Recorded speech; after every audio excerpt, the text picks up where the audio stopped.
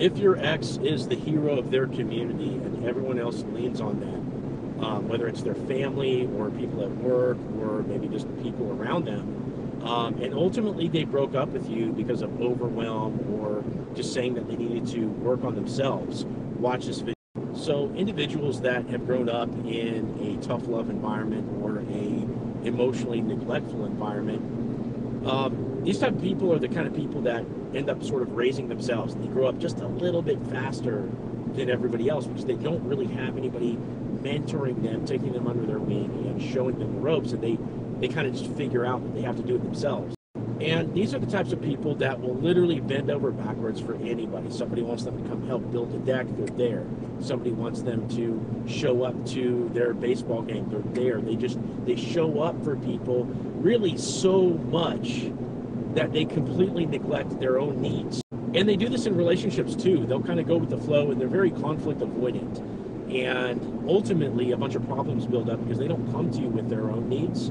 They just kind of stuff their own needs down. And this is really what they were trained to do in their youth, with their family. And then a bunch of problems build up in the relationship to the point where it becomes overwhelming.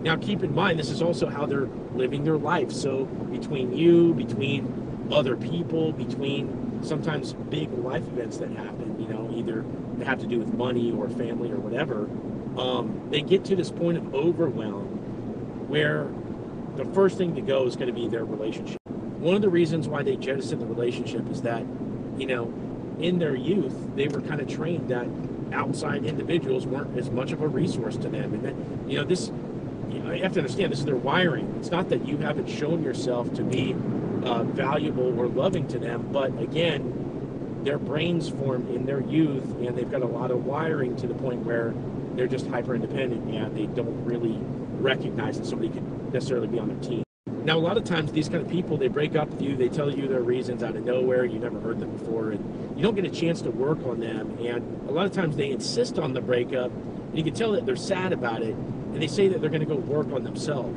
For these type of people, they typically don't necessarily work on themselves. They're going to go distract, they're going to go work a bunch, or whatever the case is.